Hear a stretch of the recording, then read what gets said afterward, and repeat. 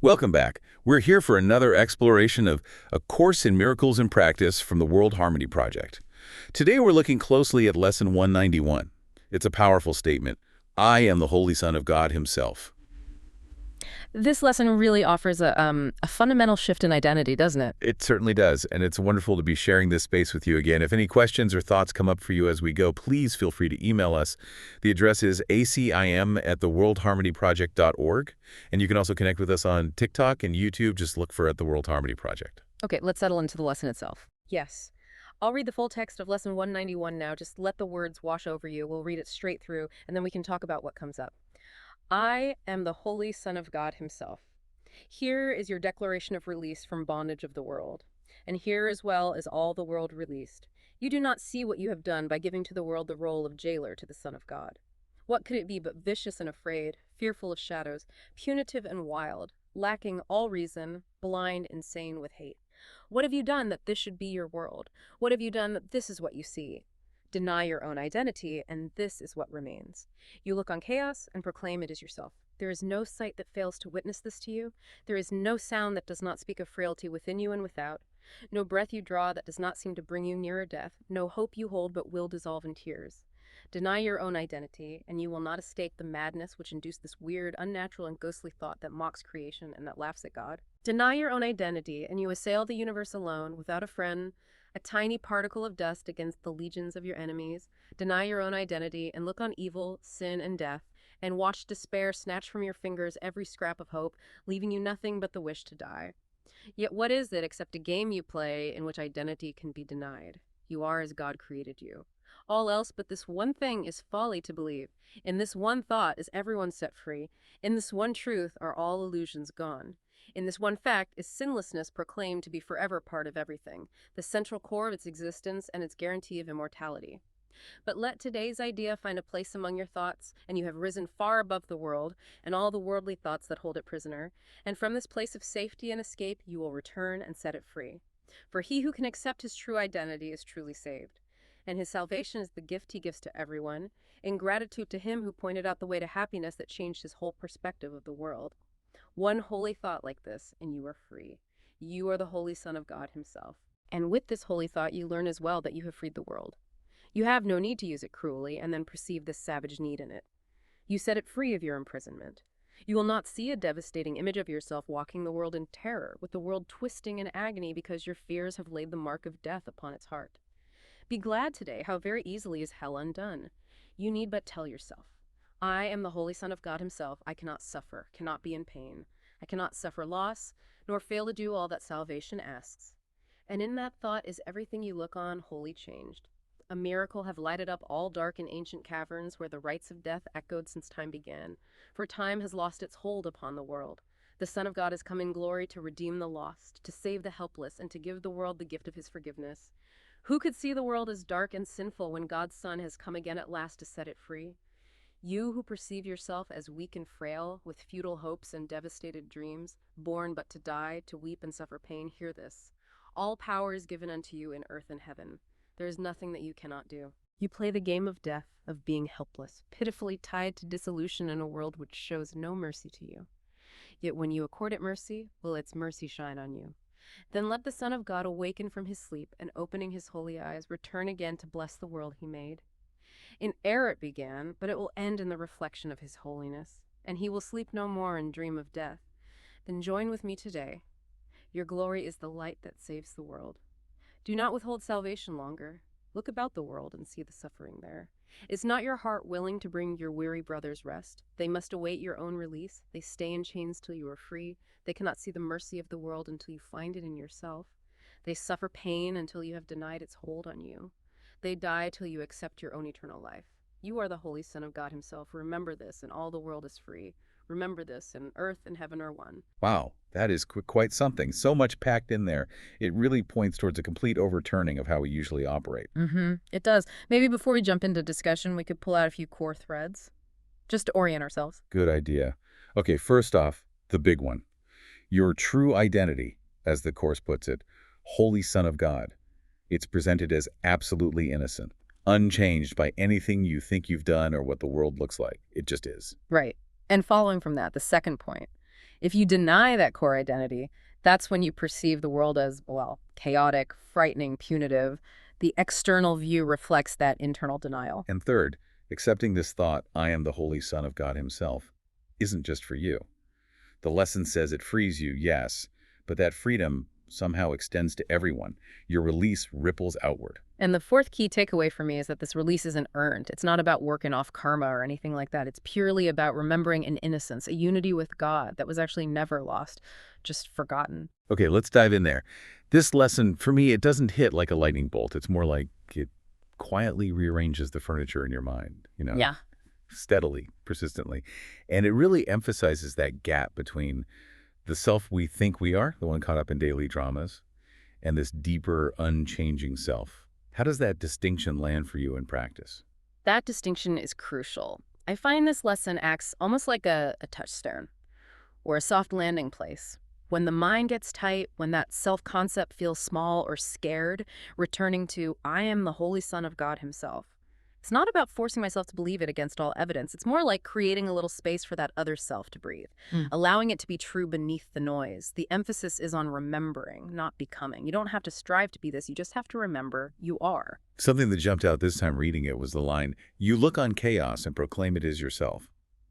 It's quite pointed, isn't it? It captures that tendency to see external problems and immediately assume they reflect some fundamental flaw inside us. Oh, absolutely. That projection mechanism is so subtle, yet so powerful. The Course points this out again and again, how we adopt a fearful self-concept and then paint the world with its colors. It's not about self-blame, like, look what you did, but recognizing the power of perception.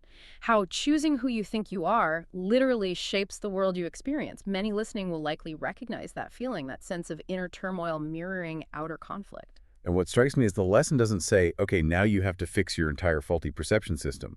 It just offers this one thought, I am the Holy Son of God himself. It's like a single key that unlocks a very heavy door, not a complex instruction manual, just willingness to entertain this one idea. Precisely. And the application can be so simple. I've had moments, just mundane moments, stuck in traffic or maybe just walking down the street where quietly repeating that line brings this unexpected softening. It's not that the traffic disappears, but the internal pressure dissolves slightly. The need to defend that small, tense self just eases off for a second. Have you had those kinds of moments where it just lands unexpectedly? Yes, that feeling when the self you've been bracing to defend just isn't needed anymore. It's not about problem solving on the surface level. It's a shift in where you're coming from. Your whole center of gravity changes. And I appreciate how the lesson frames this denial of identity as a game you play. Initially, that word game can feel a bit invalidating, maybe. But the way it's used here feels profoundly non-shaming.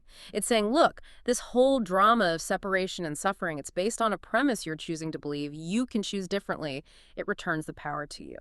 I admit that game analogy used to rub me the wrong way, especially during times of real acute pain. It felt like it was dismissing the suffering. But understanding it now as highlighting the optional nature of clinging to that suffering, even when the pain feels real.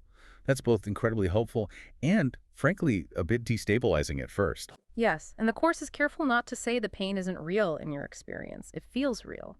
But it asks us to question what the pain means. What does it prove about who you fundamentally are? As long as we use suffering to validate the belief I am broken or I am guilty, we stay stuck in that game. It invites questioning the conclusion, not denying the experience. The language gets quite intense describing the result of denying identity. You assail the universe alone, without a friend. A tiny particle of dust against the legions of your enemies. Yeah. That resonates powerfully with the ego's perspective, doesn't it? That feeling of being embattled, constantly fighting against the world. That feeling of why is everything so hard or the world is out to get me. It's such a common human experience. And the Course gently reframes it. It's not the universe assailing you. It's the projection of your own belief in separation that makes it feel that way. You're bracing against anticipated attacks that stem from that core belief. If you feel that way, you are definitely not alone. Then, right after that stark description comes this enormous counterstatement. All power is given unto you in earth and heaven. For the longest time, I just couldn't connect with that. It seemed so out of reach. But lately, there's a tiny crack of willingness to consider maybe Just maybe I've misjudged my own strength. And that power isn't worldly power control over circumstances. It's the power of the mind, the power of perception. It's the power to withdraw the meaning you've projected onto suffering and instead extend a meaning aligned with healing, with love. That power is entirely internal. It's about choosing how you see. The invitation is to just experiment. Pause. Can I see this differently just for an instant? Which brings us, I think, to the lesson's deeper comfort. It's not promising a life without challenges, but it offers this profound reassurance. Even in moments of feeling completely weak or lost or unworthy, there's a fundamental truth about you that remains untouched. And it's just waiting. Patiently. Unconditionally. And that's where forgiveness comes in, naturally. When you touch that deeper identity, the need to blame or condemn yourself or others just fades. It's not a strenuous effort. You see differently because you are different in that moment of remembering. Forgiveness is the natural result. So it becomes less of a should, less of a moral burden, and more just a consequence. A quiet shift that happens as you remember. Exactly. And that line, time has lost its hold upon the world, that's another one that can seem abstract. But the way I experience it is, when you truly accept that thought, I am the Holy Son of God himself, even for a second, you step outside the narrative of past grievances and future fears. You enter the present moment where that old timeline doesn't apply. You know those moments where you suddenly realize you're arguing with a memory or anxious about something that hasn't happened. That flash of insight that remembering, it can cut right through layers of old stuff instantly. If you felt that fleeting peace, that timeless quality, that's what this points to. It can feel a bit like pulling the rug out from under your familiar story of self, which is disorienting. But it's also freedom. Freedom from being defined by the past or imprisoned by the future. The effect is immediate in the moment of acceptance. And that phrase, in error it began, but it will end in the reflection of his holiness. I used to think of that as some grand cosmic timeline. Now it feels more personal. My own perception, my own world began in the error of separation. But its destination, its guaranteed endpoint, is clarity, wholeness. It shifts the whole arc of the story, doesn't it? From inevitable decline to a guaranteed return. From brokenness to recognition. Even if full realization feels distant, just holding that as the underlying direction can bring a lot of peace to the present moment. And the less you need the world to confirm your fears or your guilt, the more space there is for it to reflect something else, something calmer. Which leads right into that powerful closing question. Is not your heart willing to bring your weary brothers rest? It connects personal practice directly to collective healing. Your remembering isn't just for you. It literally helps release the world from the projections you've placed on it. It underscores that this inner work has outer effects. It feels like such a tender plea, almost like, are you willing to stop using the world and your brothers as proof of your own unworthiness so that everyone can be free? It reframes the whole purpose of practice. This brings us to a really practical point, a question that comes up often when people engage with this lesson. It's very relatable. The question is essentially this. Okay, the lesson says I'm innocent and holy, but I look back at my life and I see things I've done, things I deeply regret that feel unforgivable. How do I reconcile those? That's such an honest and important question. And the Course doesn't ask us to pretend those past actions didn't happen or that they didn't cause pain. It acknowledges we've all acted from fear, from misunderstanding, from the ego script. But the core invitation is to question.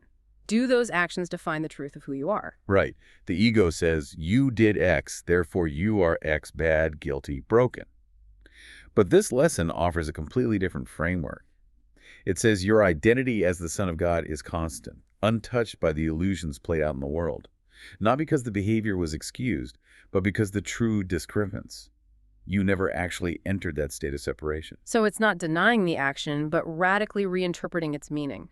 The Course suggests we've identified with a character, the fearful, guilty self who played out those actions. But that character isn't who God created. So the deeper inquiry becomes, who is the I that feels unforgivable? Is it the holy self? Or is it the identity constructed in fear, the one playing the game of separation?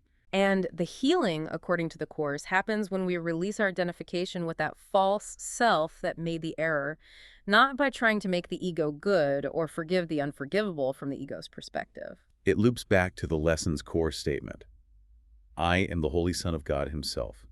It's presented as a fact to be remembered, not a status to be earned after you've somehow fixed the past. And just to be really clear here, this isn't about spiritual bypassing. It's not saying, oh, just think positive thoughts and ignore the harm caused. If amends are needed, if practical steps towards repair are possible and appropriate, the Course supports doing that. But crucially, it suggests doing it from a place of remembering your wholeness, not from the energy of guilt and self-attack. Action from wholeness has a very different quality. So for anyone listening who feels that weight of the past, maybe we can walk through a brief practice. No pressure to get it right, just a willingness to try. Step 1. Pause and acknowledge.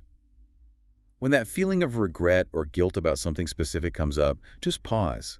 Notice it without immediately pushing it away or judging yourself for feeling it. Maybe just say internally, okay, I'm thinking about that time and I feel shame. Just name it gently. Step 2. Notice your identity. In that moment of feeling the guilt, ask yourself, who do I believe I am right now? Am I defining myself entirely by that past action? Or is it possible I'm someone who simply forgot who they truly are in that past moment? You might notice the thought, I see myself as someone who makes terrible mistakes. Step 3. Introduce the lesson thought. Now gently, slowly, bring in the lesson's idea. Repeat it quietly. I am the Holy Son of God himself. Let it sit alongside the guilt.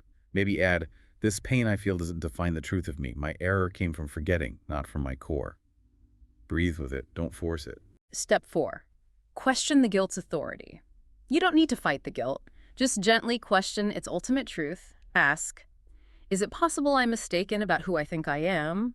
Or what if this guilt is like a cloud passing over my unchanging self? You're just inviting a little space around the feeling. Step 5. Extend innocence outward. If and when it feels possible, gently extend this same potential innocence to others involved, or even just to the world in general. Not based on whether their actions were right, but on the same premise. Their true identity is also untouched by error. You'd think, in remembering who I am, I help free everyone. And if that whole sequence feels like too much, especially when the feeling is strong, just come back to the anchor, just the line itself. I am the Holy Son of God himself. Allow the possibility of its truth, even just for a breath. That alone can be incredibly powerful. That's where the shift happens, doesn't it? When we stop investing energy in defending who we are not and simply allow space to remember who we truly unchangeably are. So, this lesson, Lesson 191, it really is a profound call to remember. To look past the self we've constructed out of fear and error, and to recognize the unchanging identity beneath it all. Hopefully, our chat today sparks some new ways for you to hold this powerful truth. A simple practice might just be, Yeah. notice when feelings of guilt, fear, or smallness arise today or this week. And in those moments, quietly, gently, introduce the thought. I'm the Holy Son of God himself. Just notice if anything shifts even slightly. Those small moments of remembering add up. Thank you so much for joining us in this exploration. We'll be back tomorrow to look at Lesson 192 together. Until then, perhaps carry this one thought gently with you. I am the Holy Son of God himself. Take care and be kind to yourself.